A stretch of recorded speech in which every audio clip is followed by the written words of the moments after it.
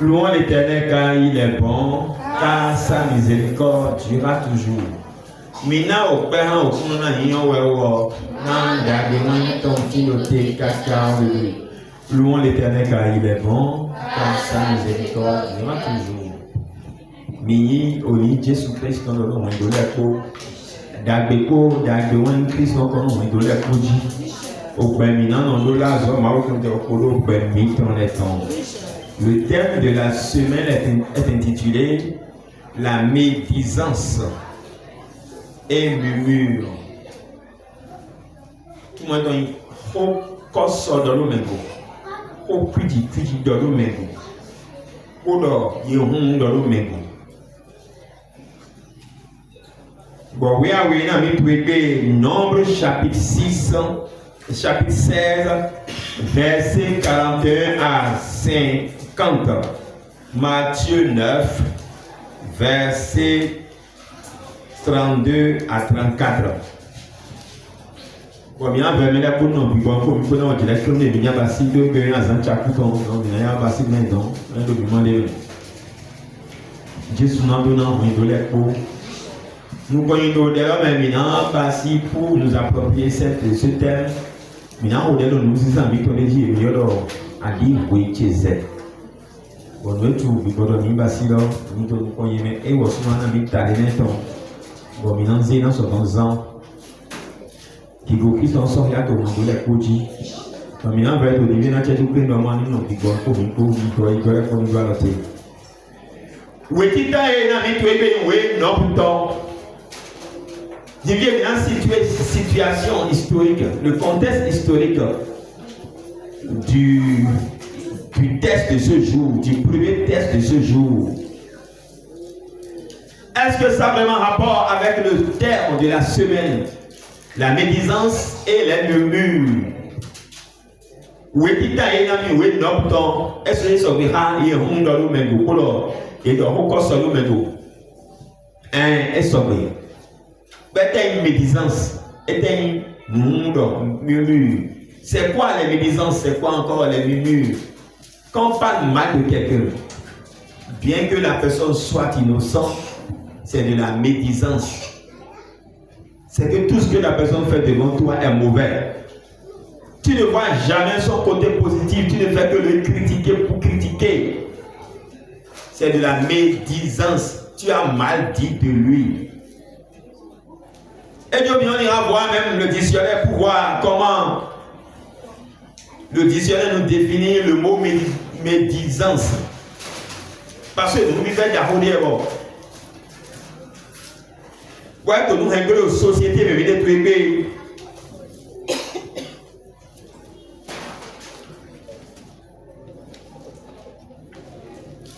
et que nous avons bon, ils ont mis sous toi une jet, quand on va mettre on te met jet.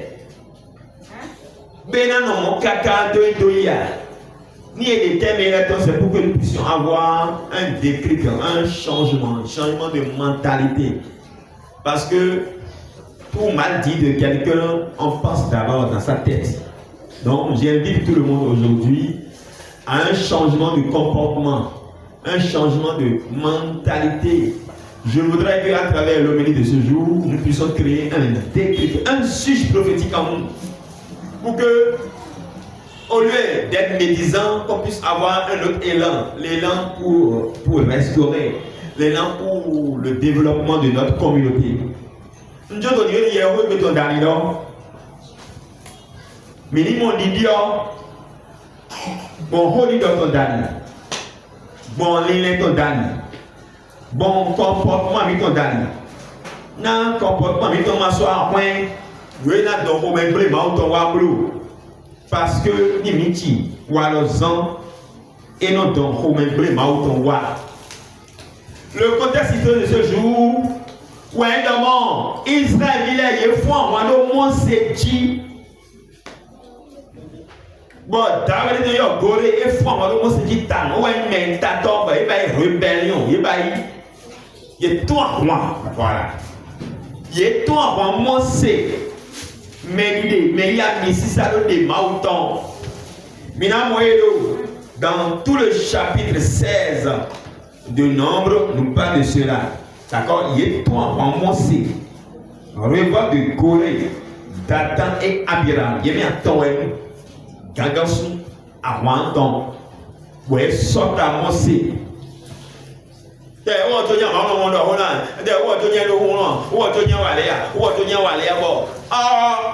il y a un vrai dire. Il y a un temps où il y a un temps où il y a un temps où moi c'est Joe. Ma ou lè quand son boy go do lè ouais pe nous non vite lè. D'accord. Nous c'est bien on avait même déjà prédestiné et préparé pour cela. Au prix même de sa vie, qui est où là où moi c'est dans Israël Kakabeli Bakou. Ouais non, Pharaon n'y a pas voulu là. Moi c'est sinon et pas viol pour attendre pour essayer de ramener. Bosa nimi kolo hawe bosa tolo tuma na si oto nse gelo ye ko wula utolo tebe ni ba kude même donc ni mi amo mele tu egbe ba lo tende mais on ne pensait pas que c'est le fruit du hasard. Non, le hasard n'existe pas. Si un jour, si aujourd'hui notre excellence de président est président, c'est parce que c'était prévu de sa vie, dans sa vie, depuis sa naissance. Le hasard n'existe pas.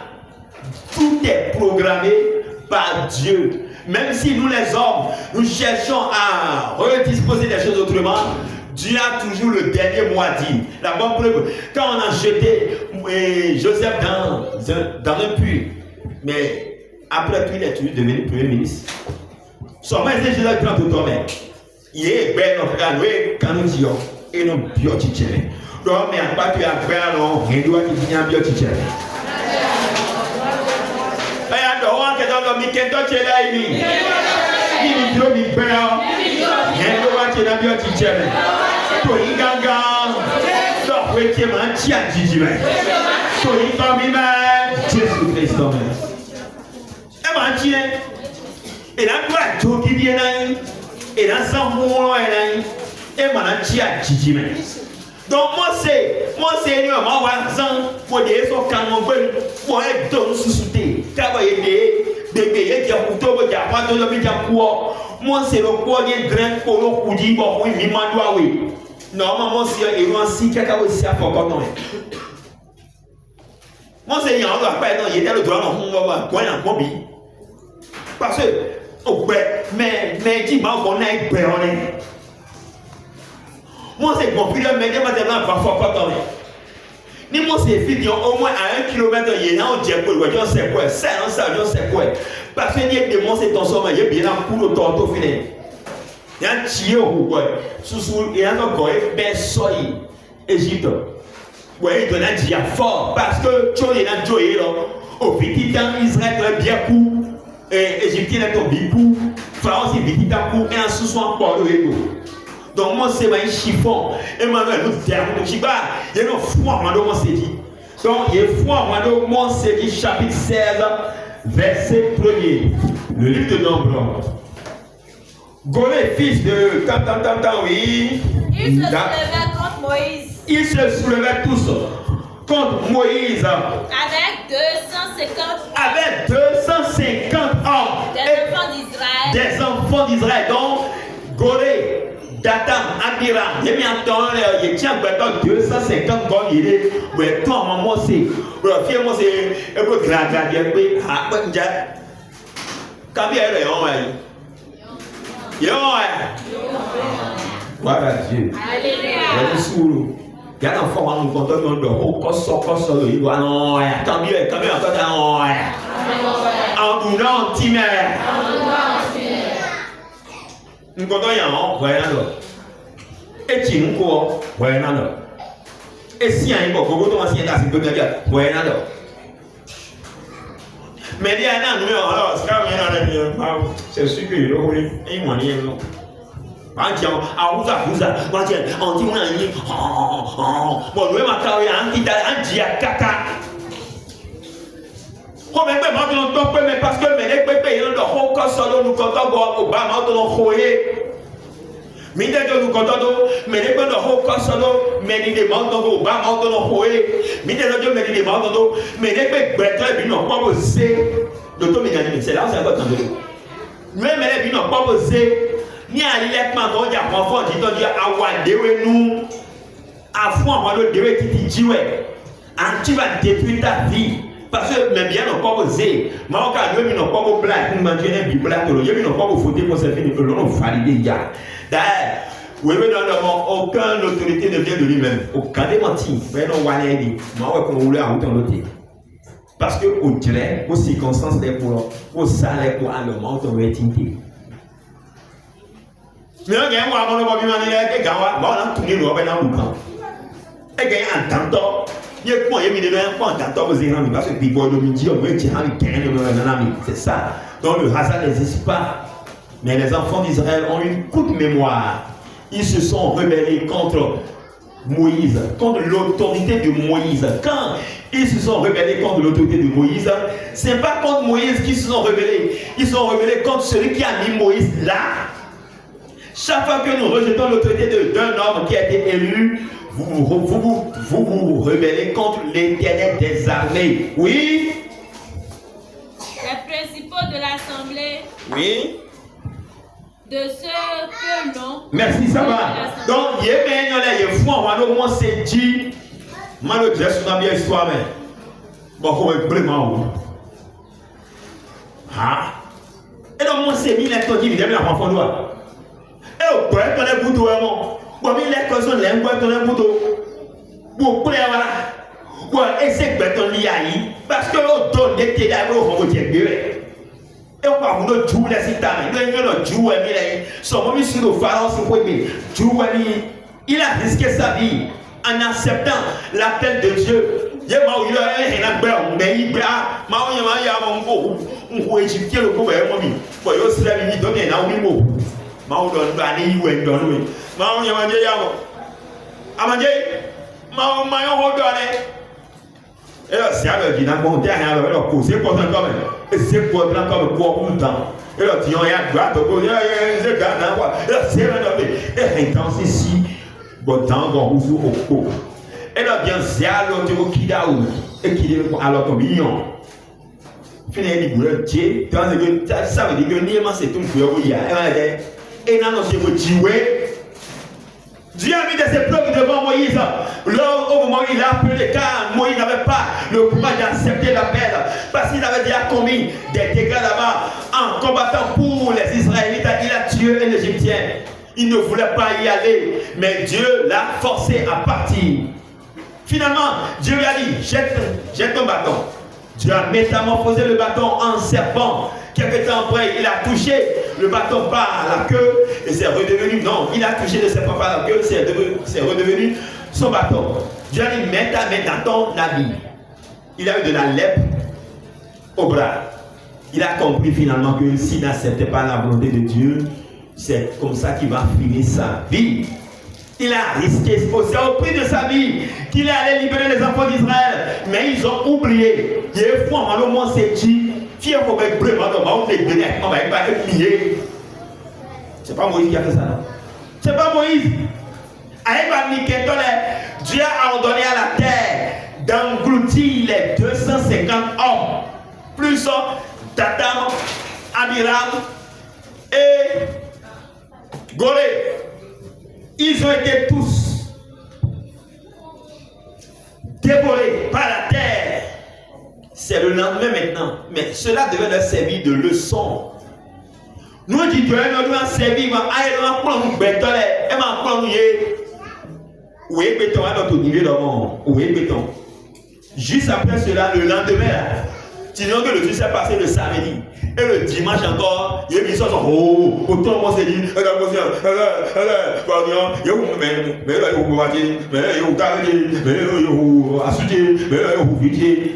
ils sont vidés.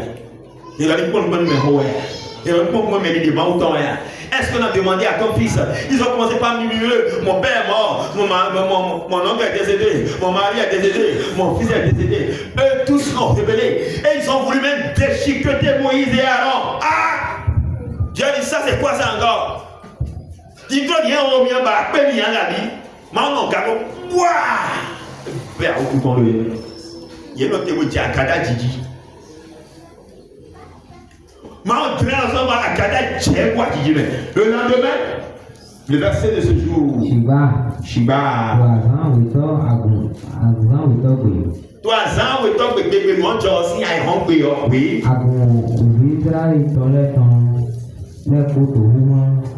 Il y a le monde. Oui. Donc, il y a le monde, le monde, c'est tako, alors tako, dit. Comment? Mi roule même out dans les. Donc, moi, c'est pas un gros même out dans les. Mi dit, mi roule même out dans les. D'accord, oui. C'est ça, oui. Et soit Joe, oui, là, il est prêt à voir au moins c'est ta co à l'emporter là, oui. Bon, moi c'est, mais pas les support. Moi c'est dans vous, il est en oui, il est en là qui t'envoie, et là qui dit, bah, toi, ça c'est quand vous sur place. Donc, à quoi le vidéo bon, il y a un robot qui arrive, mais on est bon, de l'autre côté, clé ou des barrières pour en plus temps. Bon, il m'a regardé un robot, il faut en il y a un courant quand. Mais on a dit, moi c'est dans un courant, c'est un samedi. Et on a un courant au plus temps. Les enfants d'Israël avaient une tente où Dieu les rencontrait et discutait avec eux à travers Moïse. Parfois, ils entendaient la voix audible de Dieu s'écrivant au l'idée, le rôle de l'eau. Bon, donc, aux t'as fait de cela. Ni j'ai dit, comme quand t'as dit à son nom, quand t'as dit ensemble, mais on y a des biens. Sans que mon moment. Ah, Gigi de moi, et mon harbor, quand il faut dire bien, oui. Dieu n'a pas laissé une seule seconde aux enfants d'Israël pour déchiqueter Moïse et Aaron. Il a prêté main forte, merci Seigneur. Il a prêté main forte à Moïse et Aaron. À l'instant où le peuple voulait les attaquer en français, oui. À l'instant où le peuple voulait les attaquer. Comme l'assemblée se formait, oui. Doucement, oui. Comme l'assemblée se formait contre Moïse et Aaron. Contre Moïse et Aaron. Et comme ils tournaient les regards vers la tente d'assignation. Et comme ils tournaient les regards vers la tente d'assignation. Voici la nuée la couvrit. Et la gloire de l'Éternel apparut. Alléluia. La gloire de l'Éternel des armées apparut. Dieu vient de venir assister ses élus. Qui me souviennent? Pourquoi on a versé là? Elle a café par bien, c'est mais on a fait par bien, c'est on dit. Il faut vraiment dire pour moi, maintenant qu'on dit, vous n'êtes même pas abonné. Et bravo. C'est dangereux pour vous-même. Parce que, il y a donc comme vous Dieu. Dieu m'a envoyé dans le TikTok, quelques zango. Avant dans l'autre, on va dire, non, non. Il y a un TikTok, tu es fort en TikTok. En bon mélange, mais TikTok dit, crédit de nos mais crédit de mon auto, il y a le droit de le dire, on mélange comme mélange. Et ainsi quitter. Bon, non, non, le voit, il y a son beau le voit. Mais il y est. Parce que fille, mais il va s'intervenir. Et bien, fille, on bon, et on s'en fout. Fille, on y a un bien, mais on y a autant de travail, on crédit dans le pour le faire avant hier. Et on a dit quoi, il est rendu, et là, on il y a deux, il y a mort. Ni quoi, il y a quoi, il y a rien. Normalement, c'est ça. Alors, il faut avoir un crédit avec l'oignon. Vous voulez aller encore le TikTok dit. Mais c'est ça. Nous sommes devenus aujourd'hui malades à cause des TikTok, des réseaux sociaux. Nous sommes allergiques aujourd'hui à la parole de Dieu. Nous murmurons même contre les hommes de Dieu. Nous murmurons contre ceux qui s'adonnent aujourd'hui à la chose de Dieu, à la parole de Dieu. C'est mauvais. Deutéronome 20, verset 4 était et demeure la prophétie que Dieu nous a donnée cette semaine. Et elle est valable de maintenant jusqu'à la fin des temps. Dieu dit. Non. Oui, brother, c'est autant. Oui, oui, Deutéronome d'accord à fort oui. Non, on l'a joué au temps. Non, on l'a joué au temps. Oui, on est au beau. Et oui, et on est au beau, à force, à force. Moi, Jéhovah mi-temps. Et oui, mais comme il dit, il est à force, à force. Nano kwa hunami. Nano ada, c'est-à-dire. Nano kwa hunami. Nano kwa hunami mi-temps, mais.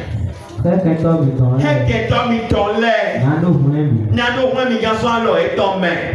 Car l'Éternel votre Dieu est celui qui marche avec vous. Il existe deux manières de marcher de Dieu. Dieu marche avec. Et après nous verrons le terme où Dieu marche devant. Dieu marche avec et Dieu marche devant. D'accord? Donc l'Éternel votre Dieu est celui qui marche avec vous pour combattre contre vos ennemis et pour vous sauver. Donc Dieu voudra sauver alors Moïse et Aaron. Ça veut dire que Dieu marchait toujours avec Aaron et Moïse. Pourquoi? Parce qu'ils ont gardé l'alliance. Ce sont des élus de l'alliance. Tous ceux qui ont été élus par l'alliance de Dieu et qui ont conservé l'alliance de Dieu. Tous ceux qui ont reçu l'appel de Dieu et qui demeurent sous l'alliance, tous ceux qui ont fait le baptême et qui demeurent toujours sous l'alliance, ils marchent de jour comme de nuit avec l'Éternel des armées. Mais les pépés baptême, mais les pépés Jésus, mais les pépés c'est au nom mauton, mais les pépés y a mis salodé, maman aux onzi coco et qui a gagné le rôle. Magasin ni a gagné mieux au à ta dosi moi j'ai des mabou au contraire et nous devons bonne gagne on est dans les l'autre tchèque mais allez moi on mi ton sur moi d'agbe ba ben to pe we ton li a ta lo pa mi gbogbo lo sisen bi bon sisen a ta to pa abi o pa to me en tcha nous je comme ani ba c'est beaucoup parce que nous croit tellement voilà pourquoi alors tu s'appelle pas que les anges sont partout. Àwọn yóò máa wò ángẹ́lì ló pọ̀ pò mí kó tó filẹ̀ pò ẹ̀ ẹ̀ ló kọ́ pa mi tchékétchéké wọ́n ló ń lé ẹ̀rọ dé àwọn ìkáká ọ̀yàn lẹ̀ wò. Donc Dieu est partout et en tout temps. Agalo midi, ça ne le gêne pas. Tant pis à Malataka, Dieu il est là, il marche avec toi. Si tu es fils d'alliance, il n'y a vite pas de temps que quand les mains tombent, il y a un baptême, on a les mains tombent, manteau zone, si il n'y a pas forcé. Donc manteau pas pour moi, c'est pour moi, il y a des manouais. To check your maison hope diamant c'est dire anti mais diamant c'est dire aller bon et là tu dois coller pour un bon go hop tu dois et moi sortir tu attirer bon qui commande ton corps gloire à Dieu la gloire de Dieu vient de venir au secours de Moïse et d'Aaron. Il dit je marche Dieu qui connaît wa mais pour le qui connaît wa Dieu a fait descendre sa gloire. Merci Seigneur.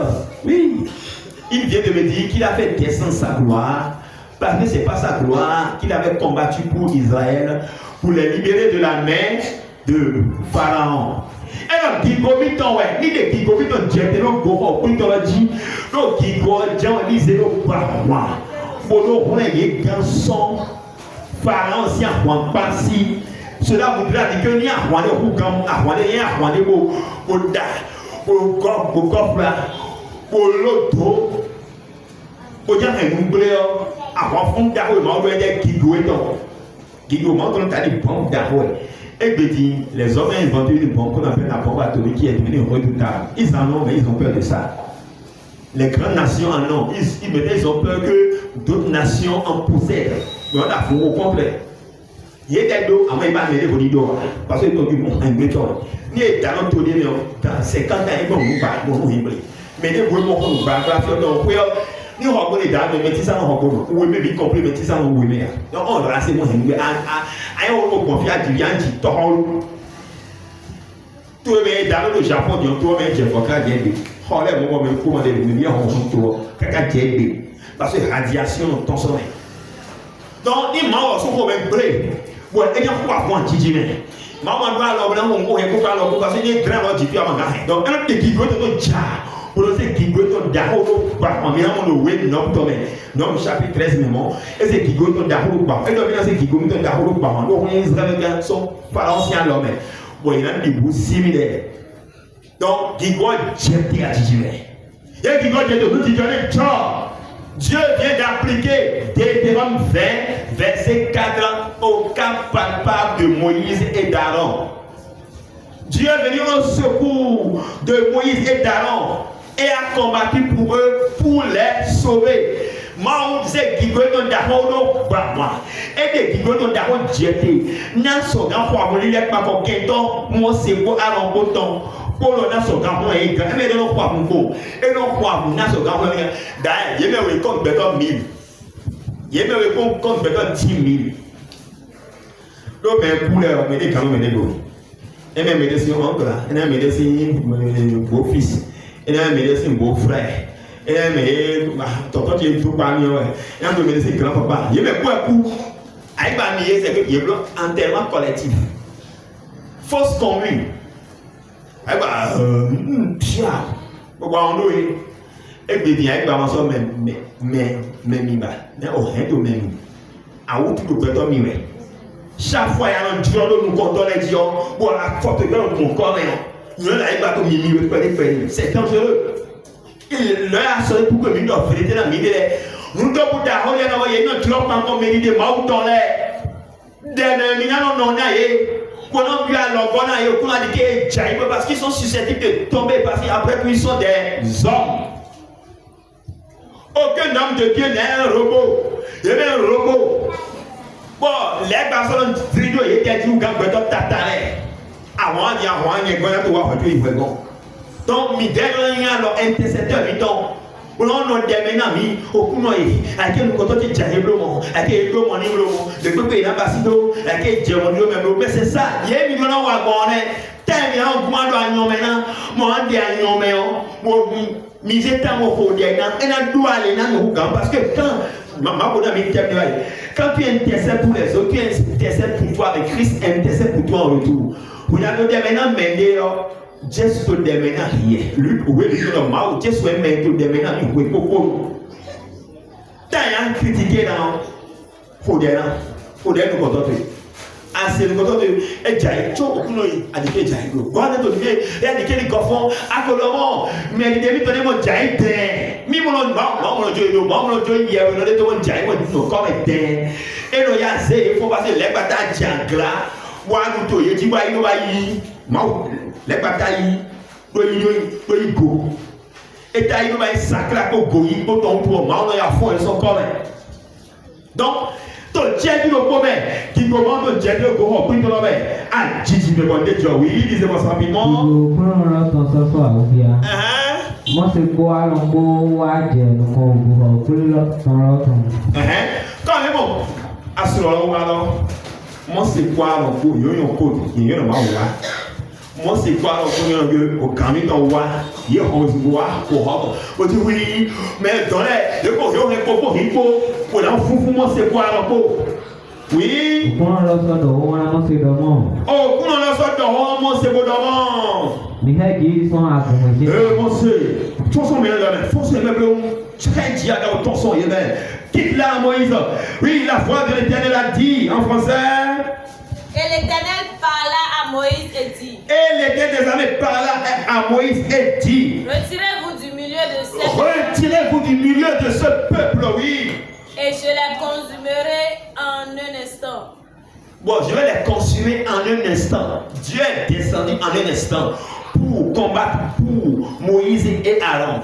Maintenant, pour consumer maintenant le peuple en un instant. Non, Tchéti. Pour avoir Israël, moi c'est grand à Djidjime. Pour le mener Tchéti, le beau à Djidjime, il y a un vato, il y a un fioré. Oui. Non, il y a une vaillée que tu as voulu. Non, il y a une vaillée que tu as voulu.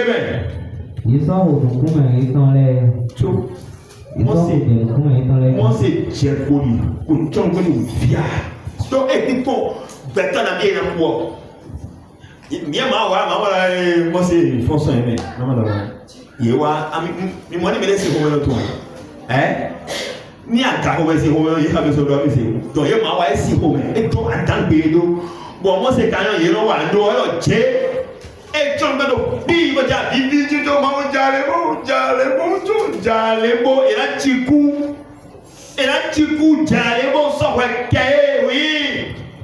Moi c'est ça dans le monde. Moi c'est dans alors faut tu te faut tu te oui. C'est à ce soir et à boire ensemble et et tout sous nous mountain et tout le oui ouais et tout le vrai et tout le moi c'est là alors quand est-ce qu'on faut que quand est-ce moi c'est là on faut voir il y a un coup alors madame et là, il faut faire un peu de temps. sọ̀rọ̀ yẹn fòfò mọ́ òzè yẹn ló kúrẹ́ nọ̀bí tó pẹ̀lú wọ́n kó nọ̀bí tó kó gà wá chọ́ọ̀chì ló zẹ̀zẹ̀ ní nọ̀bí tó pẹ̀lú wá chọ́ọ̀chì ní ìjẹ́ nǹkan mẹ́rin náà yá mi ìjẹ́ nǹkan ẹni ọmọ yẹn pòblẹ́mù mi wá chọ́ọ̀chì mi ẹ̀yẹ náà yín fòfò ọ̀wọ̀ yẹn nọ̀bí pẹ̀lú ìsẹ̀ àdéjọ́ ní mi tò láwù tán ẹ̀yẹ náà gbódò ọ̀wọ̀ yẹn nọ̀nù kọ̀ ìgbọ̀jẹ̀ wípé àwọn olódẹ́ fòfò ní fìdí bí àgùnmọ̀ ìjẹ́ nǹkan wẹ́wọ̀ pẹ́ pápá tiẹ̀ abẹ́ àgùnmọ̀ àwọn mùsùlùmí àdéjọ́ kábẹ́ gbòòrè yekuza to se kwa bi agumo wo yepo wo ba ni pe o ta ni o ba te bi agba me o ano budo nu ano ko me un fitowe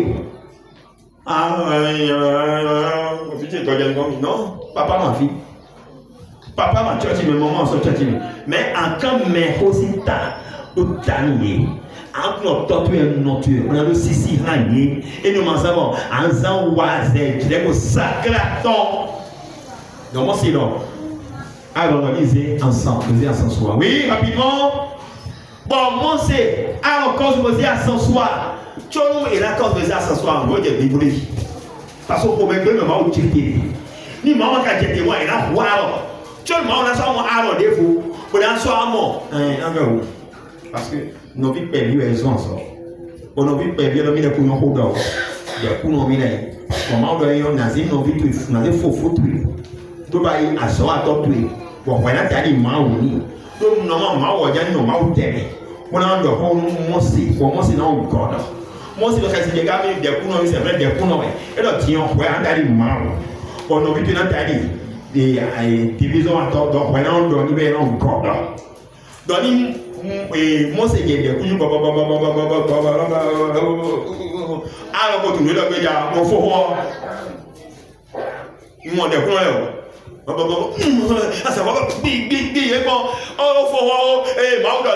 c'est ça parce que autre faut donc autre envie de perdre ton ho de ti mo e mo yo do ye fi de ti mo ma yo do mo de ti mo yo do auto hein chiffre de ti mo yo prononcer je n'arrive pas à le faire parce que au dernier au ban moment si début donc ni de o mi ban ben alors chiffre de o ti do mais yo ko tu do pe ja donc il avait entre eux de l'amour fraternel et de la compréhension, de la subordination. C'est m'aider, il y avait de l'humilité entre eux. Donc, quand vous me dites ensemble, nous oui, on y va rapidement. Moïse dit à Aaron, oui, prends le brasier, prends le brasier, oui, mets-y du feu de dessus l'autel, pose-y du parfum, comme parfum de oui. Va promptement vers l'assemblée. Dis on y a eu ensemble, bio to moi mais bio beto les yeme jana bio les. Alléluia, merci Seigneur. Donc normalement to moi he hipokoko, o jan funfun. Alors, o moi c'est fou, d'accord? Dis on moi j'ai des diables, mais jan faké to solo. Dis on moi c'est wa don Aaron. Ni c'est ensemble soit au bio me ole mais j'ai donc dit dans des avons. Et à nos cap pour aller. Moi, oui. Donc, Aaron était envoyé vers le peuple au risque de sa vie. Mais Aaron n'a pas eu peur. Il n'a pas voulu sauver sa vie en laissant le peuple mourir comme des chiens. Non, il a risqué sa vie. C'est ce que Christ a fait pour nous. Christ, sachant correctement qu'il allait mourir sur la terre des vivants, il a accepté mourir. On ne lui a pas caché sa mort, on lui a bien montré sa mort. D'ailleurs, avant la transfiguration, c'est parce qu'on lui a montré sa mort. John Jésus n'a quoi, il est dans le nakou. Il est grand, il est grand, il est grand, il est finalement démissionné de mien.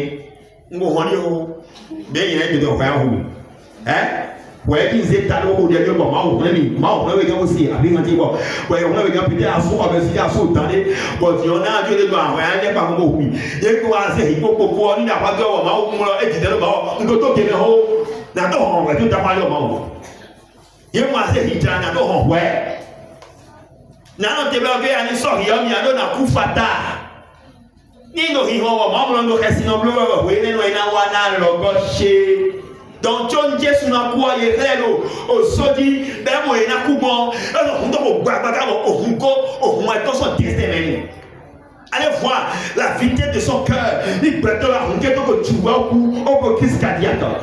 Jésus, bon, on n'a pas pensé à Dieu, et pourtant, il est derrière. Et donc, notre équipe là. Alors, il y a deux ans dans le monde, ni tout le monde, oui, Français, pour qu'après ici, il y a encore Aaron Yahweh, Aaron Yahweh, rapidement, quelqu'un. Aaron soy dole moi c'est. Aaron, alléluia. Aaron so wa dodo yé mo se dodo tu e wa ngbe. Nya bo je ko mi gba nya na do e hu mi ma je do na do ni hu mi ma de je ma o tun je de we lo. Ni mo la je de we lo de do na hu ye o. De ye kan hu gba to. E nya he mu pre. Ma mo jo yan to se oku. Ṣùgbọ́n bí òyìnbó ní dó lẹ́bọ̀jọ̀ ní tẹ́mẹ́lẹ́ tó kí tọ́lọ́ àní dó lẹ́bọ̀jọ̀ àní sèbò náà mi dọ́mí àpapọ̀ àní sèbò náà mi tọ́jú ló fi àbúrò rẹ̀ jẹ ọ́ gbẹ́wọ́ ló fún gbé náà wẹ̀ wọ́n tó àwọn kùtù wẹ̀ wọ́n tó dídé sọ yọ̀ dó lẹ́mẹ̀ wọ́n tó tu kílẹ̀ hẹ́n bí ọ̀pẹ̀sán tó mẹ̀ sèbò náà nùí wàhálà Dieu mais là il est concentré combien de temps Gambia de eux. Pourquoi il y a un peu de temps pour les gamins de l'énergie? Alors, on me dit, on entendait beaucoup. À fond, on a aucun équipement. À dire pas qu'on met des points. Mais il est bon, on est à fond, on est à c'est la chakoti de Godo et Tom. À c'est là, il y a un micro la fois, il y a chakbo moi. Aïe, ma dodo est dans l'erreur momentanée de tout. Il dit le bail au han, voici, clépo sapoa.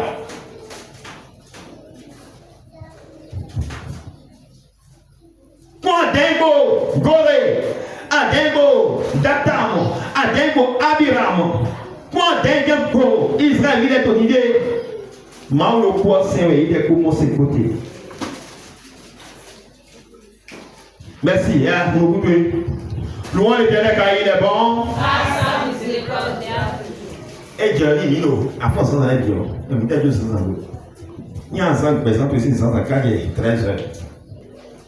Il y a un mot de 13 heures, ton four. Non, oui. On soit rapide, qui peut plus, non, mais erreur d'un plus sont 6 heures à 13 heures. Il y a un donné. L'année, quand on répète, on version 13 heures à 20 heures. Encore plus. En citoyenneté. Vie, dans ton vie. À moins que tu sois comme Judas Iscariote, destiné à la perdition. À moins que tu sois comme les enfants d'Israël, destinés à la perdition, qui voient la colère de Dieu, qui ignorent la colère de Dieu. Normalement,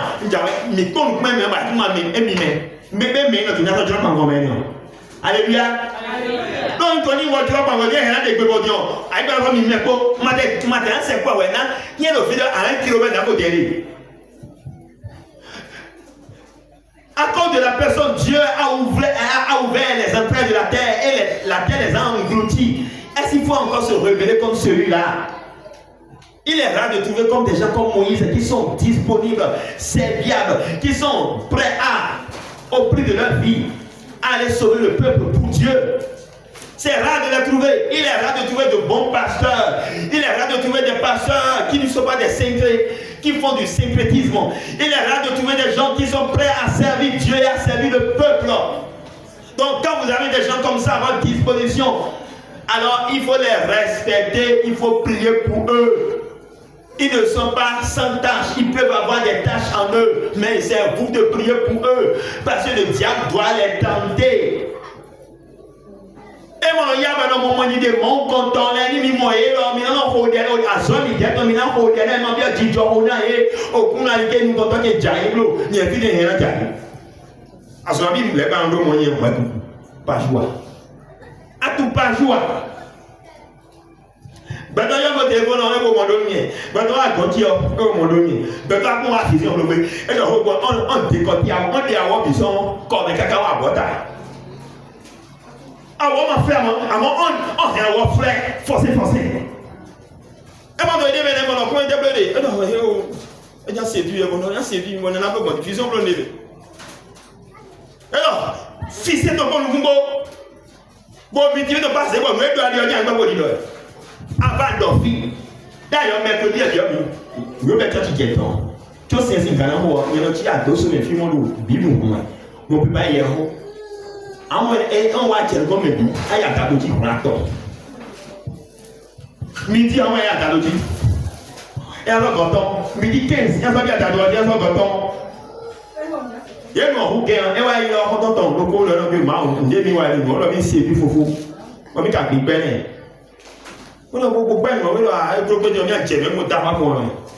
On a j'ai pas pour oui. Il y a un moment, mais pas pour oui là. Il m'a dit non, on m'entend non. Moi là, et tout. Mais là, et tout le mot pour répondre. Car il y a moi, mon mini mobile confession là, il y a ma gamme confession là, il y a une c'est bien.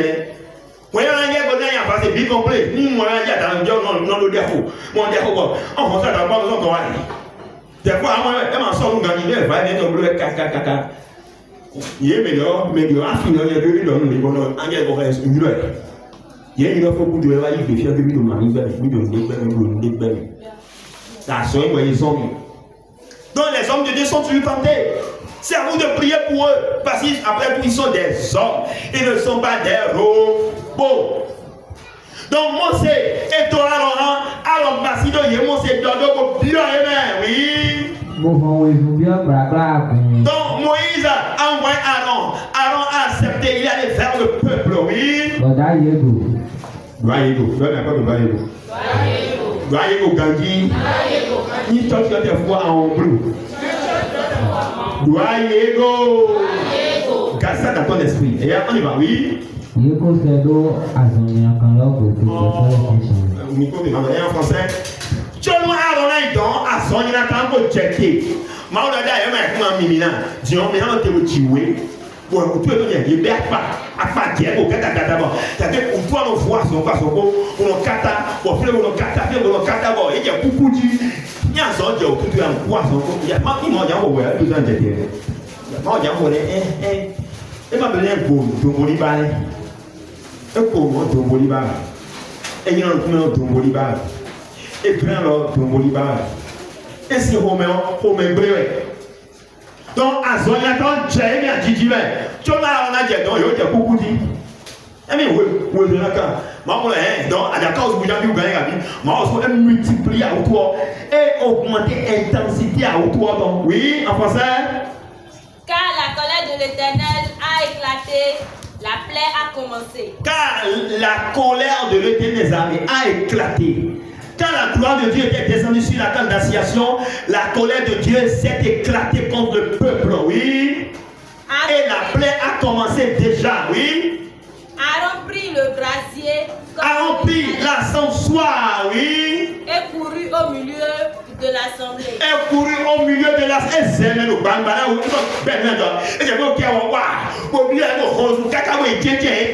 Oui. Et voici. La plaie avait commencé parmi le peuple. La plaie a commencé parmi le peuple. La plaie n'a pas entendu le brasier. La plaie n'a pas entendu l'encens. La plaie a déjà commencé quand Dieu l'a dit. Quand il parle, il l'exécute. Il l'a fait pour sauver la vie à Moïse et Aaron. En fait, de leur montrer qu'il est Dieu, lui Dieu, il a le dernier mot. Quand il choisit quelqu'un, il faut lui coller la paix pour faire l'œuvre de Dieu. Quand vous prenez le temps de critiquer les hommes de Dieu, à murmurer comme eux, vous les empêchez d'adorer Dieu. Ni mito no mundo ni let man kon yero no ma auto le mito ali no pasi na yino foro se ma o. No ni mundo ali da we ma yina no meta o. Ni mi je no mundo di o, we ma te blu a. No ta mo je no sin. No le gba se ma se n pa bi de do, àwọn n pa bi de do, àwọn n pa bi de. Bon, les balles à l'intossi, ou à l'issue goda, les balles à l'intossi, à l'intossi, à l'intossi, bon, mais un canard et un toit, mais combien de fois, à Diabio, au bec, quoi, n'y a filé, Berhom, il y avait gardé ton idole, Hanson et Mère, parce que nous avons Datam, Abiram, au Golépo, si oui, nous avons Israël au Kuba, au Mélé, à Zomba, au Mélé, Barabé pour le thé, seulement que Elohim. Dieu a toujours combattu et défendu ses élus, seulement cette fois-ci, il est subtil. D'ailleurs, on trouve que il y a Zolopia. Avant de dire, on a oui, mais. Bah, oui, allez, pas passer au Fimia. Et on sait à job dans le pays. On sait à quoi pays. On se nous compte pour bien, si on vient de dire, nous comptons sur vous, faut qu'on a tout le monde, oui, mais on dit. Aïe, bah, bien, ça. Il y en a des vivants, les mecs qui vont aller, tu vois, c'est toi pour aller, il faut y aller tout le monde, il y a pas encore. Donc, maman, fait qu'il y a un peu de l'autre. Ni maman, moi, il y a bien au cou. Ni maman, la foi, un peu au cou, mais non, oui. Oh! Ni maman, il y a le dos, il y a eu au cou, le papa, le cou, et là, au cou, et écoute-moi, le corps, et donc, maman, la nofia. Ah, d'accord, non! Il donne de rien, maman. Mais il y a mis ça là, et pour la tata. Comme même maintenant, j'ai dit, va vous tourner. Ma ouah, lève la mienne. Bâche les bicrons. Engagez, John, noté, et John, pas les dos. Ni maman t'a donné à moi. Engagez le mimomé, en y doit y avoir John, et le bon moyen. Quand des bâches sont à l'œil, des bâches sont à la mélodie. Aucun rien, c'est au faux à mettre dedans. Comme un photo, on a coup. Mais il a dit, on a coup. Mais il a dit, on a coup. Peut-être un coup pour toi, oui. C'est si que pas la rôle et un moment donné, il y a un peu de temps, on a un bon entier. Il y a un peu de temps, il y a un peu de temps. Donc, nous connaissons cela, il faut dire des rodis. Mais il y a encore quelques mots. Pour nous dire, on va s'en tordir. Vous ne pouvez pas parler de nous. Quoi, nous avons. Ah, c'est dépassé. Tiens, Joe, nous comptons le barbare bien combien de balles. Il y a un regard au sol à dos. Bon, on a gardé un bateau.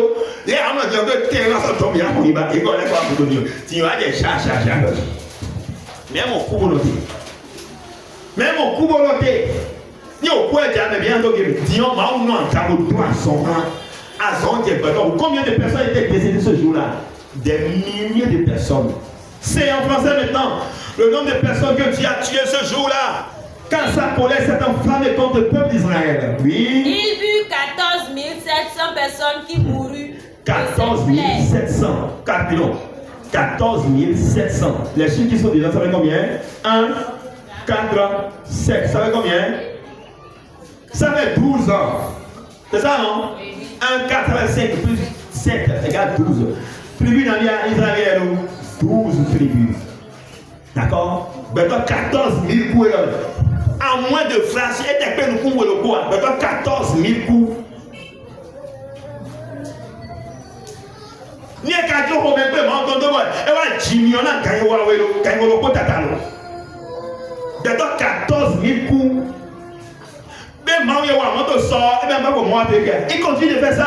Dis, oh non, oui, mais voilà. Et on voit Joe, et on vous sentez maintenant. Et là, nous on fait, et là, Joe et tout, et là, dialogue qu'on présente, et là, consigne continuer, et là, rien de goût, et là, train de faire goût, et là, il y a mis content, oui. Parce que, et il y avait soin, d'accord. Dans la société d'aujourd'hui, quand les hommes d'État ont des problèmes de justice, qui les juge?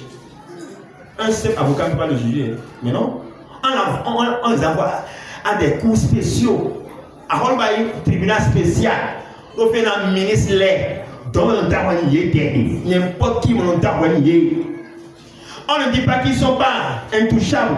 Il y a malheur que il y a un ami qui a passé bon, mais non, il y a Chinois qui sont sous deuxième banc. À mon maison, il y a un problème.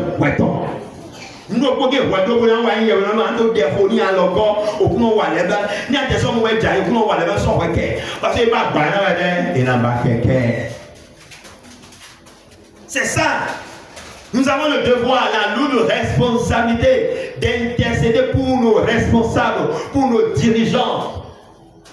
À n'importe quel niveau, nous devons prier pour eux, intercéder pour eux. Et non les enfoncer encore ou bien enfoncer les clous dans le plaie. Non! Quand vous faites ça, vous enflammez la colère de Dieu. Mais maintenant, vous avez qui? Vous dites pas, et quand vous dites pas, et quand vous dites pas, tant qu'on met dans ma colère, et là, vous mettez dans ma ouais. Il y a un peu de mal. Et là, vous dites, non, vous mettez dans ma ouais. Ni jamais chinois. Ni en tout cas, qui est un bruit. Pour qu'un temps, ils sont pour eux, parce qu'on faut qu'un temps après. Alors, mais ils ont dit, bon, ouais. C'est que ni un chinois dit, on va dire, il y a un dos sur le gros, comme ce gros, il y a un oui, il y a un sur le gros après, c'est grave. Donc, on regarde, jamais un petit rodin. Il y a un peu de un profit de pour tuer, faire le coup, non, il n'y a pas de Et on peut venir même au balai. Et par toi, on va faire un propre. Mais c'est ça. Donc de la même manière, c'est ce que Dieu fait également. C'est ce que l'homme fait. Et parfois, Dieu s'éclate dans sa colère. Et maintenant, il punit encore celui qu'il a utilisé. Mais c'est ça. Donc, maintenant, 14 700 en fraction de seconde sont décédés. Et bien, il y a tous les bébés qui mettent. Ah, vous avez vu le problème, il comprend ma route naturelle. Nous comptons le beaucoup de corps dans l'air, il m'a une naturelle. Et là, tout ce qu'on veut mettre, mais il y a un moment où il y a tout ce qu'on veut mettre, donc on va le vivre dans le monde. Et bien, il y a un gars comme un George, il va être, il faut voir le monde. Qu'est-ce qu'il y a dans le monde? Donc, qu'est-ce qu'il y a? Ah, il a dit, mon Dieu, tout le monde Dieu sous ton. Aridane ma mon Dieu. Donc, tu es pas, Tony Ganga, Dieu sous ton. Donc, voilà Dieu. C'est là maintenant les conséquences de la médisance et de tes murmures. Nous allons inviter maintenant les parents. Quand vous avez des enfants qui ont l'habitude de murmurer, il faut leur refuser ça. Moi, je me souviens toujours de ça. Si mon père te tape et que tu murmures, tu as plus de problèmes avec lui. Il va laisser ce que tu as fait, il va te taper doublement encore. Il va même te taper même sur 2 jours, sur 3 jours. Parce que tu as murmuré, on dit un enfant ne murmure pas. On doit regarder dans le monde, on dit et puis, tu vas toi tu es pour. On est en monde, à Baho. Et un regard, et un regard, un regard, tu as sorti, il y a un regard, il dit. On a un regard, il dit, il y a un regard, il y a un regard, il y a un regard. Ni chinois, il y a des hommes. Il va te dire, hey, après, bien bon. Et on doit. Il y a des gens qui ont dit, il y a des gens qui ont gagné, il y a des gens qui ont gagné.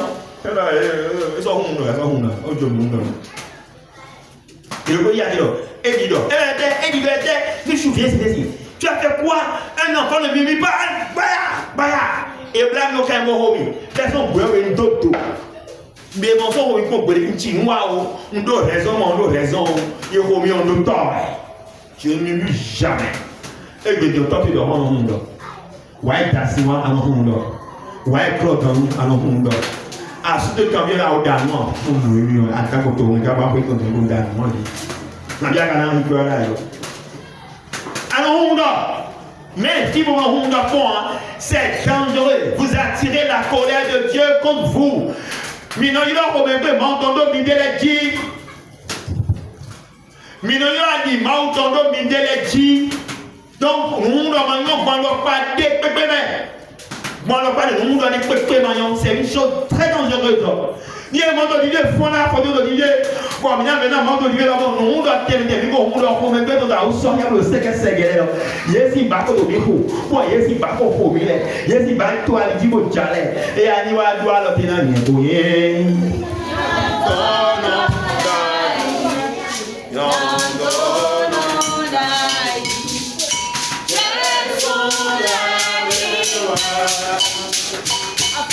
La définition du mot médisance selon les intellectuels, d'accord? Médisance, fait de dire du mal de quelqu'un en son absence. Donc, en dehors, on a quand même des godo mais on tombe. Ils m'ont dit qu'on doit me dire on a quand même merci nous pour brûler. On y a bien bon à ma grande merci nous pour godo c'est de la médisance.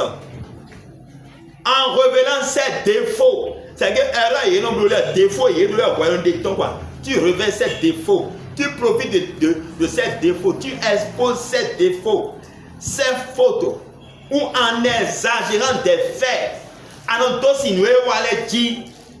Donc, parfois, ceux qui parlent mal font de la médisance, parfois ils ont de la raison, ils ont raison. Mais c'est du fait qu'ils ne parlent pas de la personne devant lui, ils le font derrière lui. Parfois, ils sont obligés à exagérer. La plupart du temps, ils exagèrent. Ils profitent des fautes des autres pour les critiquer sur leur dos. C'est de la médisance. Donc,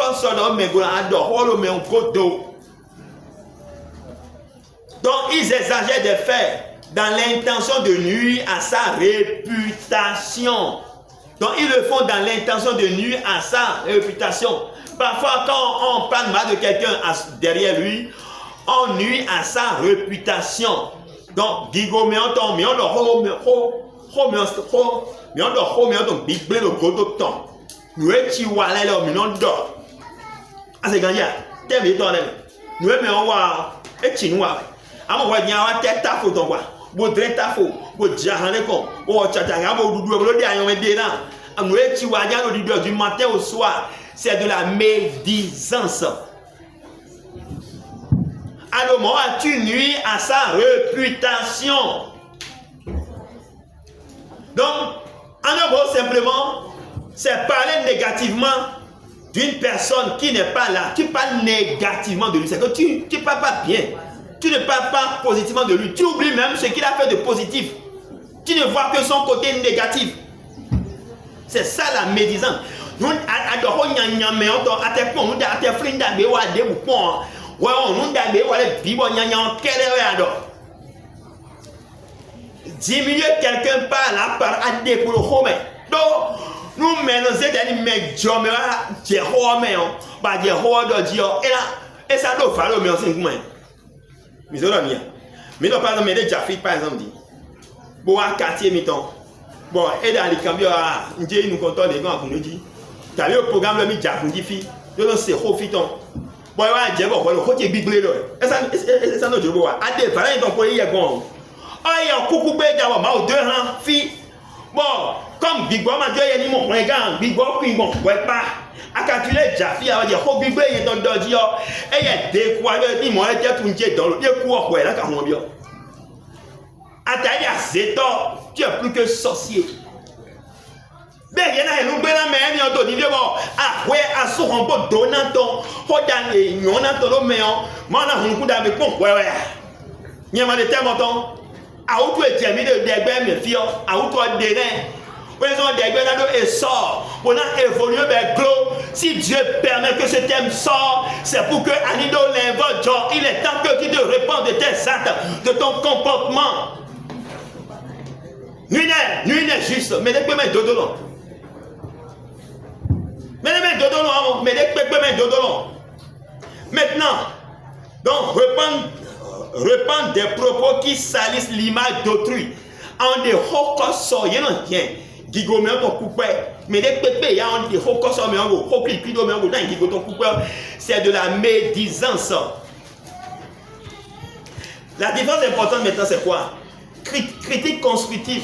Il y a rien critiquer béton. Mais vise à corriger avec amour. Il faut le faire avec amour. Ah, c'est le côté tu vois, il y a un peu de on dit solution là. Regarde, il y a rien plus dit. Et alors, Krakou font moi, allez à tâton. Krakou, et font moi. Bien, mais Krakou font moi, Krakou a mis vers ton fond moi. Et si on va demander à bailler font moi. Attends, ouais, et au jiwe, attaque au jiwe. Ati, pourquoi Jimion, allez à dire où donc? Alors, Jésus de l'homme d'abord. Ouais, mais regardez. D'abord, nous avons nous couteau de décès. Ouais, à un moment, c'est comme ça. Bien, nous couteau de décès. Ouais. Parce que, ça m'a dit dodo, non. Donc, il faut faire des critiques alors constructives. Vise à abaisser ou détruire. Donc, c'est la différence un peu ça. Donc, ni un de haut d'agrément de l'autre, de haut en dehors. Donc, soit en critiquer ton blanc, quoi l'autre. Soit en de haut d'agrément. Calomnie. Mais disons pour calomnie, pour dire pour parler, inventer des mensonges. C'est vrai, il a eu tête. Mensonge à diamant et ton aïe. Non, d'accord? C'est me dire, hoko solido. Donner le hoko solido, on va dire, un diamant d'odi. Nous avons maman, on va dire, mimo. Mais on a hoko solido, mais on doit diamant bien, ouais. Oh, à diamant, on doit dire, et on doit aller, donc on a le diamant, il y a beaucoup. Regarde le caméra, mais il m'a tout pour maintenant. Parce que j'étais free. Bon, il faut délivrer pour voir samedi le beau. Bon, moi, vite, il y a Robert avant. Robert avant, terrasse d'Ifi. Bon, nos filles d'Agadje dit. Et donc, Dieu, oui, nous avons été tout. Nous sommes là, deux autos, mais. Hein? Nous avons été. Ah, nous avons autos, mais nous avons autos, mais. Ah. Nous avons fatigué le gouvernement, puis bon, moi, et qui a dormi, bon, puis il y a qui a mis en rose d'Agadje. J'étais fatigué. Nous fita c'est là moi il y a mon matin on était ouais. Il bien me dire mais pardon, il y a hier. Nous to do mi on go so ya ba Jeffy. On se téléphone on peut mais dia lo di ni la we. Même bras droit et church mais on do me we. Ye wa e do ho me kaka e pa ya. Ye gwa be zingide yo de ko yo pa wa nsi me mi o ko ba ga nda gbo bi ho ga bi be. Bo me ko se o yu ko fu. Me ko se o fu ko nse ho no akene e de jodo ye de lo po je to ko yo so. Ko so mi yo na chi e mo lo la lo mo mo ye ma ga wa mo. E do wa ya anyo e. O wa ya anyo bo te bi e ton ti on le ko ton bo to bo ndo ye ho de ji. Ya on a fait plein jeudi ben il vendredi à fond bon l'autre qui va bon mais toi tu me bon mi mais le bandit de toi tu me et le souvenir toi tu me bon un beauté d'olier bon na mais dans force na ouais arriver o ya o ti ma dans son en soi bon ti ma di la chama non force à bandé ko ya sa nwe ya eh we bi no bon we bi la chama non to sa bandé na sa e pa ta ke bon ça ta pas bon na to mo vile o ko o la chama to sa gba mi lo et dans les gens diamants ayon mi pon gbede amo mi pon gbede de des gens diamants et c'est bien là il faut que me diamant fofo ben on loi bois bon je fofo ye ya yin me ko amaje do vendredi matin non ye jo arrive ni nje ti mo ngo me diamant non même puis ata nya ho puis ata na diamant non ma ga diamant bon on c'est bien là mais on aime tout ya mais bon non mais était mais da to ho ha ha to mais on est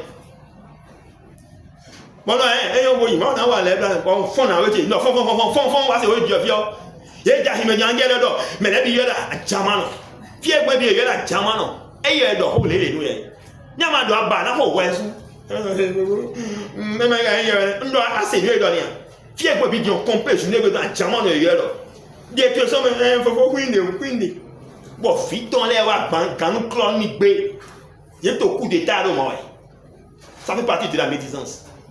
Non, dans le village, il y a une grande cloie. Il y a une grande cloie. Bravo, regarde, il faut regarder bien. Mais on donne, nos vies, on donne, on donne, nos vies, il y a un bleu. Ah, faut, t'as si tout là. Pour avoir un autre honi. Alors, mais regarde, papa, vous m'avez dit aussi. Maintenant, il dit, c'est bien. Hey, et la vie dedans. Elle a mis dans le diable. Il dit, quand il goûte, elle a mis wa. Et qui croit, faut faire tasser au taureau, mais pour aller à Holland. Alors, mais d'abord, il a mis ma main d'abord. Mais il a papa pour maman pour aider d'abord, mais c'est. Donc, il y a dans l'eau, nous pouvons aider, mais caca papa pour maman pour mon fils, c'est donc ça, nous pouvons. Eh bien, l'homme dit oui. Ma gare, on a l'autre homme. Ma copine. Non, je t'aime dans mes détails. Mais, ouais, maman, essaie, puis bon, dans les pommes. Nkono, tu mets. Bon, puis bon, mais bon, yo, il puis hani. Bon, ko jede fusu. Bon, quoi, tout fatigué, on y va, on a nous simbo, nous, dame, non. Et là, non, quoi, bon, on danser, pas, on a l'air. Et là, il y a so peni. Mais quoi, les deux, maintenant, on peut. Bon, mais non, cabo, sans, on va venir. Mais non, Dieu sait, jamais content. Eh ben, quand venir, on est. Mais so bien, mais non, il go church. Oh, Koudi. Pourquoi? Donc, on va maintenant Jimmy on l'a dit. Il y a un arrivé de Hollande. Et on vous dit, il y a arrivé, il y a un Germain. Mais il y a un Germain, il y a un Germain. Elle a fait maintenant avec Dieu et non avec moi. Oui. Parce que la personne avait compris quelque chose contre moi, m'avait sali. Mais Dieu l'a puni. Mais cette colère de Dieu continue toujours. Dieu qui était hier continue toujours. Il est le même aujourd'hui et demain il sera toujours comme ça éternellement. Dieu n'a pas changé. Il n'a changé que de stratégie. D'ailleurs, Dieu n'a rien à coup sur place. Donc, vous voyez, à bon point, on peut regarder. Il joue à l'essai, il est bien, mon frère, il est bien, mon Dieu. Donc, j'étais fatigué. D'ailleurs, il y a un ami hier, à son pas son coup. Surtout les biens là-bas. Il y a le poignet de Weazo. Pour ça, nous avons typé. Ça fait pompier, il y a l'ordre. Il y a le poignet de Weazo. Aïe, madame, il y a un peu de homo. Nous devons cher. Nous avons demandé à tuer un peu de homo de la Diego. Par Diego, tu es un Diego. Nous avons parce que nous devons cher. Ni mi mon mère do cher bi no di busi e. Yo lo suma do se de do cher to lo ba gladi na.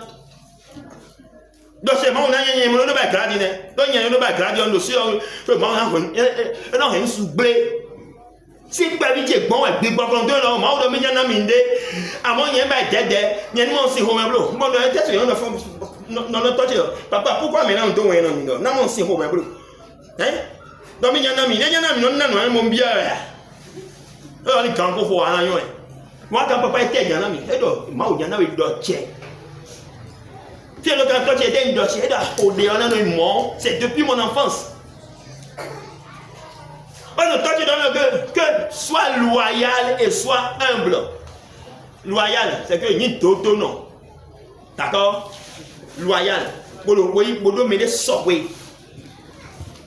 Moi, on doit garder humilité en tant que c'est parce que je suis humble que mina yemi kontani ni yevele mede do mede so wezo mina se da chakodia ni mise yevele da chakodia azek bezan tu da chakodia azek bedo sozom tu as livré ta vie au diable comme ça dans les belles vie et là pour le ditabo to di do mo be do san di do oh ye ndo lo dine ni boulon to yobla la he boulon to ni tu as un enfant en senti on dirait que son godien moi ma ou dag be o mais do yewe no nu pour sali yewe no de dans le cadre de notre télévision ton blé là il y a commencé de voir ma no tout boulon son mais en go aïe pas ma so le mesemi merci et do mi dio et do mo se we mo mi do ya we mi dio da ya ba mi me gabi we je hun do di gal o do que no di je lo mo se we no aïe ba mi gore datan quoi biram quoi ba iba mi me bo mi beto 250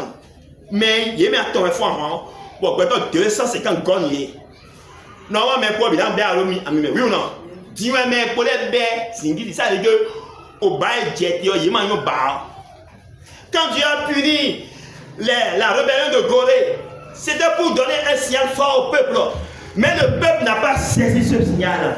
Ils ont ignoré la colère de Dieu. C'est pour ça qu'ils ont commencé par murmurer contre Moïse et Aaron. Et Dieu a enflammé. Il avait tué 250 personnes à mort. Maintenant, il a tué combien? 14 700.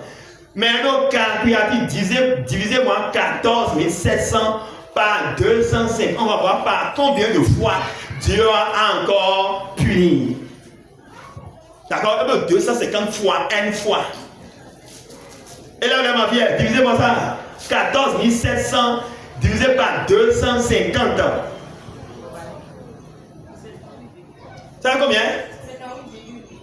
58,10 fois. 58,10. 58,8. D'accord. Les deux 8 là, ça fait 7 plus 5, ça fait combien? Ça 21. Hein? Moi, d'accord. 21 égale 3. Donc, mais 250 euros. Quoi dire de un monde. Oui, il y a un moment où il y a un moment c'est. Dion, moi, dire si vous me dites. Et vous mettez 58,8 fois. Et multiplié par plus de 21 fois. Et augmenter l'intensité par 21 fois spirituellement. C'est un chiffre de Dieu encore. Oui, il y a même il faut un sang, mais il a coupé, il a coupé. Voilà Dieu. En sang, il faut un doigt au bas mouton. Parce que Aaron était en brèche dans le peuple. Et Moïse était en train de supplier les des armées. Donc entre les deux, Dieu était obligé. Parce qu'il y aurait souvent ton bio aimé. Il était ensemble. Mais c'est pour ça que vous devez savoir que le rôle de vos dévanciers, Azoé Mauna, et son nous comptons miton avec Ketou Gagnon, mais pas Ketou Gagnon. Azoé Mauna, son nous comptons miton, so when you are John, au cosso de nous yégolé. Nous comptons les nouvelles en fond moto, verser maintenant. Nous comptons en fond ou verser dans les sous maintenant au coup. Oui. Bébé n'a pas au moins, n'a pas un support. Il y a des poussées de bâton de route. Donc, il n'y a pas de faux pour nous. Et pour nous, comment signer la télévision est où? Donc, tout le monde a pour comprendre. Gloire à Dieu. Non, non, gloire à Dieu. Mais il y a donné droit à l'autre de partir. Alléluia. Il y a des fois pour nous parce que quand on m'a dit d'accord? Ma soeur diplômée sans emploi. Ouais, tu es à son moment. Son moment, il y a un il me dit, oh, question, il doit pas dire. Alléluia. Il dit, à pébi, le temps pour nous pébi. Bon, quand il y a des, pour pas fier, pour ça créer une entreprise. Par contre, nous, on donc, on crée bâtiment. Prix 12 millions. Ouais, mais on a bon vent, mais en moins d'1 an. État nous donne un forum international. Bon, nous reprenons Bénin, le forum d'Ao, avec des professeurs d'université.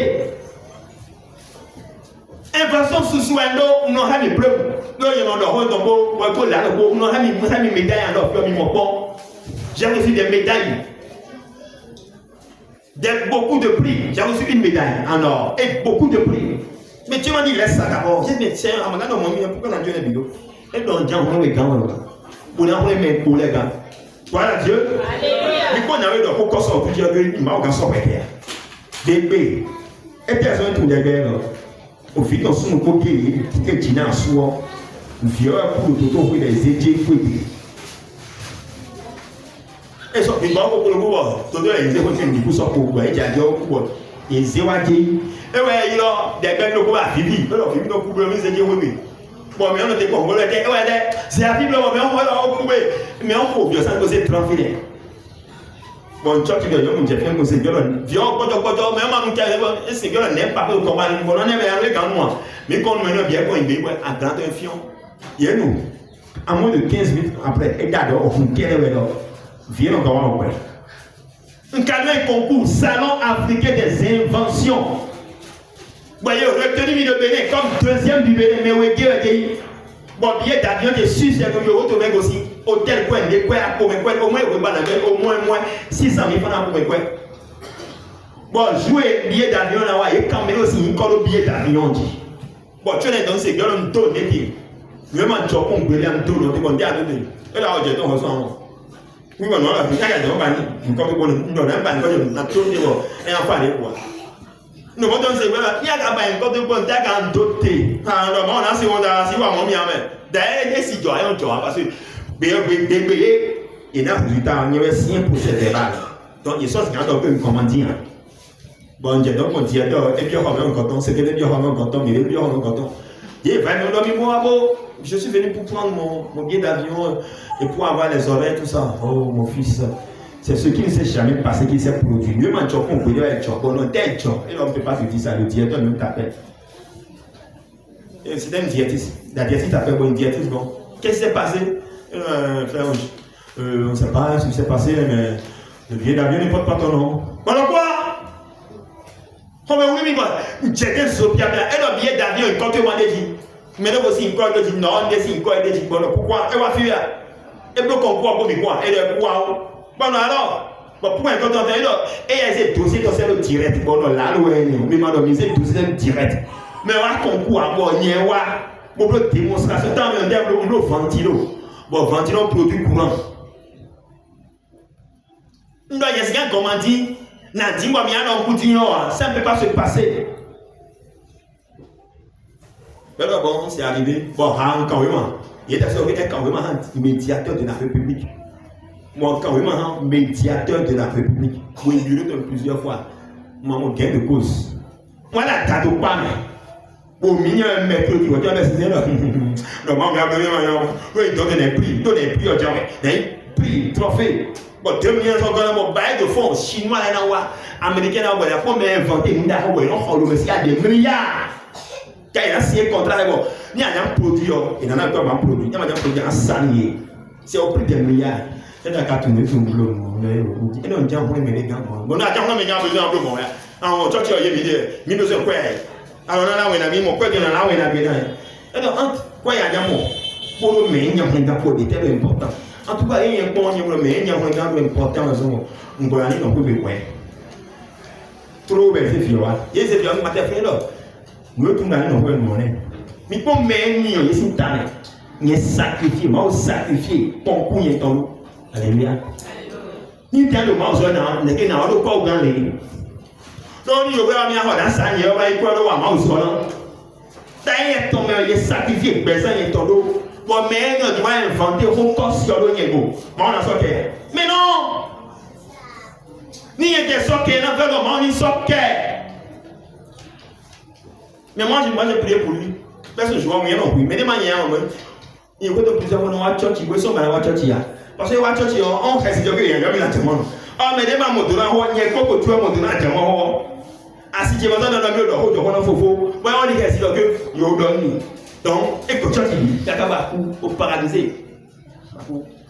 Donc, on a un lèvre, on a même pas pour voir l'homme quand on a un peu moins. Moi, c'est candidat. Toi qui continues de pratiquer de la médisance contre les hommes de Dieu, que dois-tu faire? Tu dois te repentir. Non, mais pas de dire. Tu vas dire à Dieu avec un yann. Comment quoi? Comment on a dit donc gloire à Dieu. Alléluia. Donc il fait maintenant comme ils font aujourd'hui. Ira, Jamon, Jaribam, Ira, Jamon, Ira, Jamon, Jaribam, Ira, gloire à Dieu.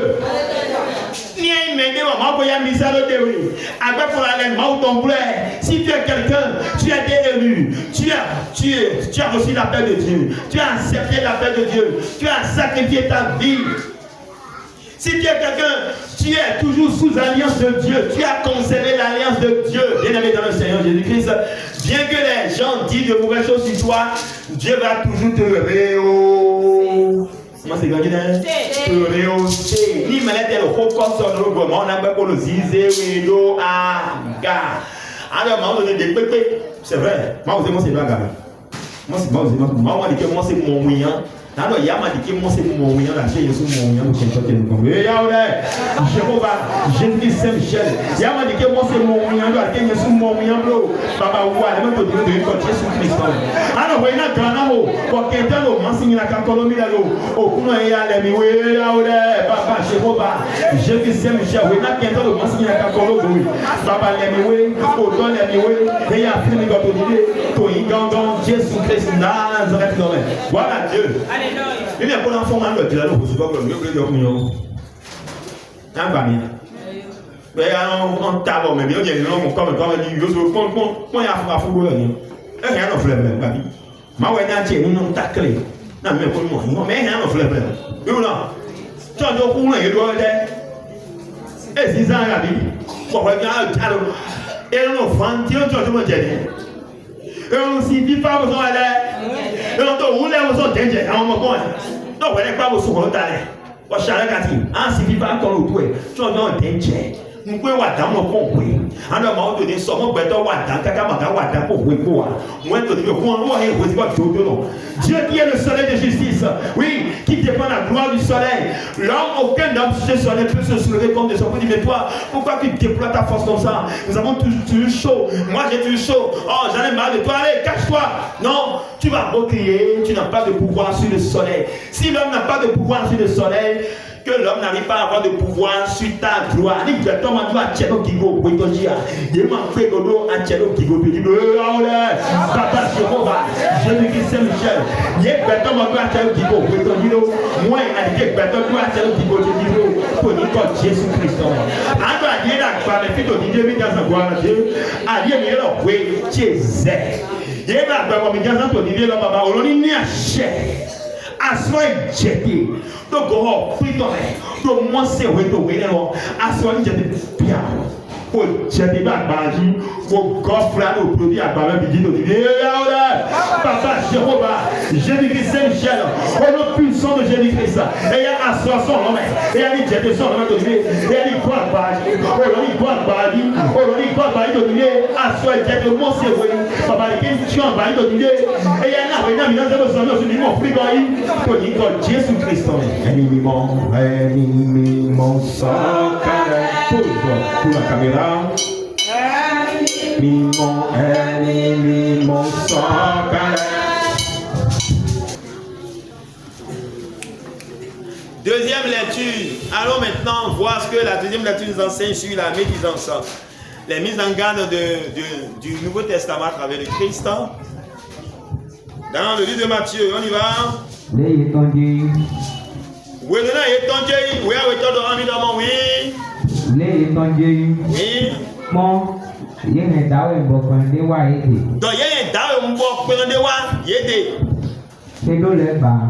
Oui, bon, on vit ça dans ton main.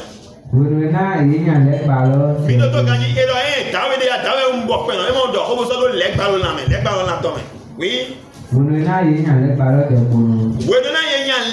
je gbono mbokpe no do ho don leg balo na to me eso mbokpe no dion temele ado celui-là maintenant il vient de faire on vient d'opérer un miracle rapidement en français on vient d'opérer un miracle on a amené quelqu'un vers Christ qui était muet et qui avait un démon en lui. Oui. Comme il s'en allait, voici, on amena à Jésus un démoniaque. On amena à Jésus-Christ lui-même un démoniaque. Il a un démon en lui. Le démon ayant été chassé. Et il a même temps muet. Le démon ayant été chassé par Jésus-Christ de Nazareth lui-même. Le muet par là, il a reçu la guérison. Mais normalement, ce n'est pas une bonne chose. Les gens devaient acclamer l'Éternel des armées. On devait encourager le Christ pour ce qu'il a fait. Mais on ne l'a pas encouragé, on l'a découragé. Celui qui pratique souvent la médisance décourage les hommes de Dieu. Quand tu manifestes la médisance contre les hommes de Dieu, tu les décourages. Voilà Dieu.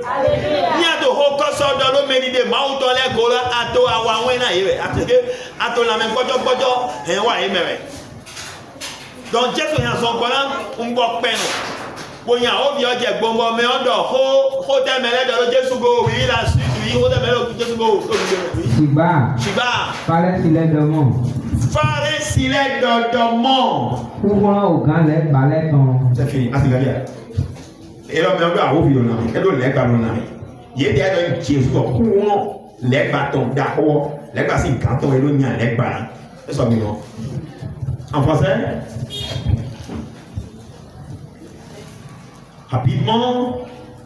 Et la foule étonnée de ce miracle spontané a dit de mauvaises choses sur Christ. Ils ont sali la réputation du Christ. Oui. Jamais pareille chose ne s'est vue en Israël. Oh, ils n'ont jamais vu ça. On n'a jamais vu ce miracle. Même dans l'immense congrès, en fait, à faire tout le monde, on va se dire, il faut qu'on nous donne. Ah non, moi. Mais quand tu vas le refaire, tu vas revenir dans le doigt. En congrès, il y a des médailles. En congrès, il y a un seul qui est pour miner le romain. Mais il y a un autre qui nous l'a tient bon. On tombe et tout romain. Prenez une pharmacie qui a pas de tout dans la romain. Il essaie à poter les romains au romain. Tcha, il y a des gens qui ont au club. Mais il y a des gens qui ont au club.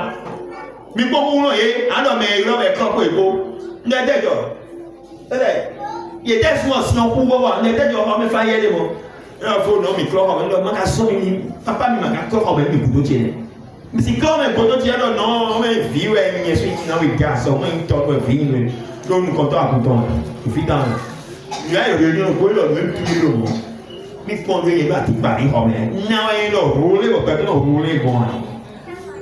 N'ayons, en gagne blâme et le problème. Bon, il y a un problème, il y a un tapis rouge quand il y a un blâme et le problème. Bon, il y a un problème, il y a un problème, mais bon, il y a 6 000 autres dans une dôme. Moi, quand tu dis taureau, il y a un blis grand, mais un blis godo, pas de chamier. Et ça, c'est vidéo à vie. Viol de sous moi, mais on va aller. À ça, t'as dit, bon, viol est passé. Bon, et on va pas d'accord à si hors, si angle. Pour ça, on va en tourner. Bon, il y a un temps, on va dire, on va rouler un peu godo. Au nom du bar, Jésus, oh, vous voulez qu'il y a à sous, à zéro, mais même, bibi. Papa, nous, il n'est pas terminé, c'est ce que nous avons tout à l'heure, on dit, God. Après, Et là, on doit le bénir pas. Donc, il dit, mais là, il fuit en même temps. Et là, mais papa, regarde, là, il fuit en même mondial. Il n'a pas vraiment sorti quelque mondial. On dit, il va te fuir, il va te fuir. Mado dene, mado banga, mado do. Mais il y a quand même toi, tu es qu'on a mis des bonnes mines. Moi, tu peux y aller. Donc, il y a d'autres dossiers. Bon, non, papa, tu m'as mis des bonnes mines. Nous, pour que, on dit donc oui. Donc, gamin. Voilà Dieu. Donc, il y a un qui a un autre, pour aller à 12 ans, nous comptons les adoyer, décourager. Ni même il s'est dans le doigt et là, bon, il y a un mec là, bon, donc, il y a un condition, bon, surtout que les gamins, ils pleurent. Il y a un condition pour donner. Pour toi qui n'a pas fort, à quoi la paix, la maison Bodja, et la scène d'eau, et les miens, on entend souvent, je dis qu'à pour les. Yo commence à voir les mots.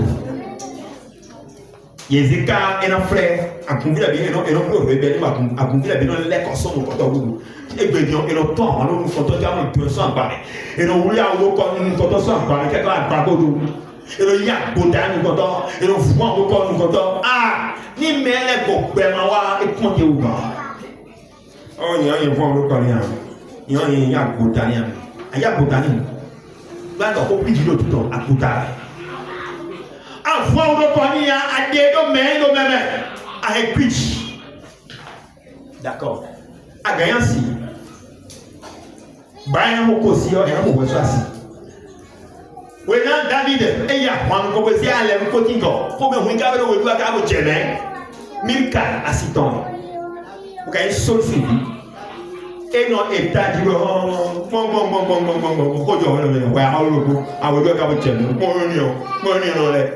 et mais dans la ville, tout ville. David Moïse, ni m'a pas mon top et non, rien de ça aussi, nous t'es nous sommes au Wénan, on gagne 100%, et un problème tout là. Ou un doux, au cas si fort, ou un vite, il y a un fort, tout ça, tout est mis un dé, on faut t'arrêter de gagner, ou un gagne un frère, faut vraiment mort, mais casou, moi sinon, caca se couper. Sans moyen d'être, et David ainsi. Quand Mika a murmuré, a dit de la médisance contre David, Dieu l'a puni de stérilité toute sa vie. Elle est demeurée stérile toute sa vie. Aujourd'hui, la stérilité, peut-être aujourd'hui n'est plus physiologique, mais tu es stérile physiquement, tu es stérile, oui, économiquement, sur le plan économique, tu es stérile, sur le plan moral, tu es stérile parfois, sur le plan de la gloire, de la magnificence, tu es stérile. Eh bien, moi aussi, à mon vite, mais les raisons, moi, sinon, peut-être à quoi même. À quoi mon cœur m'a si sur l'oyer.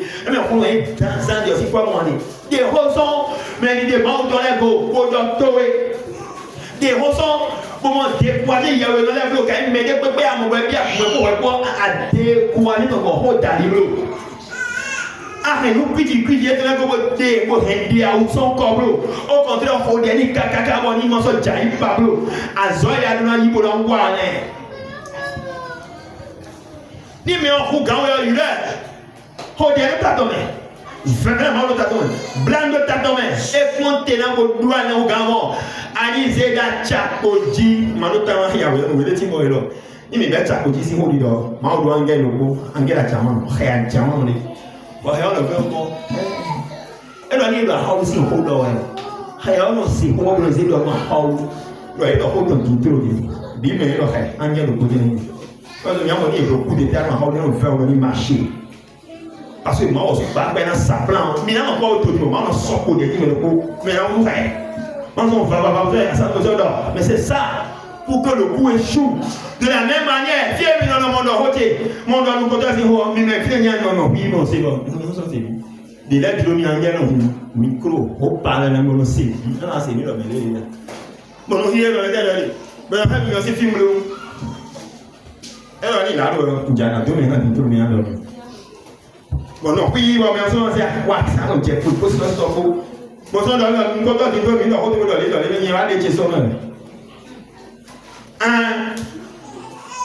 Il y a un bel moment de l'eau, il y a un bateau qui est là. Il y a un bateau qui est en paix. Pose la caméra. Il y a un dos. Oui, mais l'eau qui est bifiant.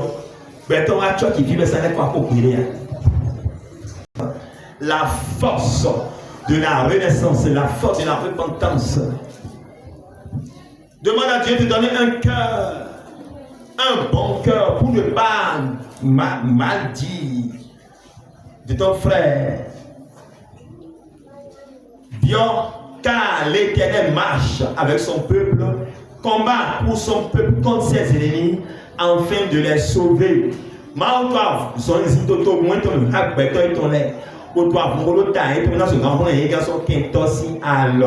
mais nous avons hier sur papa fait moi ma gancho et vous voyez là tout autour et n'importe il perd autour du terrain ballon pour qu'un temps tu l'es quand il m'a de prendre la peau qu'un temps tu l'es là il est donc tout là Yesu do l'invoque bio bibo l'invoque de notre vie bio l'invoque de notre nom au nom puissant de Jésus-Christ. Baba Jéhovah, Jésus-Christ, Archange Michael, Créateur du ciel et de la terre, Maître de l'univers visible et invisible, dans l'immensité de ton amour, tu nous as donné ce terme de la médisance et des murmures. Père, donne un cœur de repentance, afin que nous puissions changer de comportement, pour que ta colère ne s'enflamme point contre nous. Jette un regard de miséricorde envers ton peuple. Purifie-nous par ton sang qui a coulé sur la croix de Golgotha. Guéris-nous de toutes les maladies dont nous souffrons dès à présent. Sanctifie le corps, l'âme et l'esprit de tes enfants. Au nom puissant de Jésus-Christ. Mais bien de Jésus-Christ.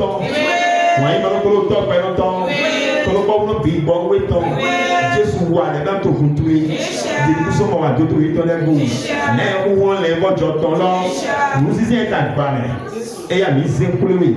Bibopeli bolu nous disons avec Jésus. Au nom bolu nous attendons tout direct du temps. Jao te sort ya nous énergie. Nous na maintenant zéro et ya nous que babo biko tout.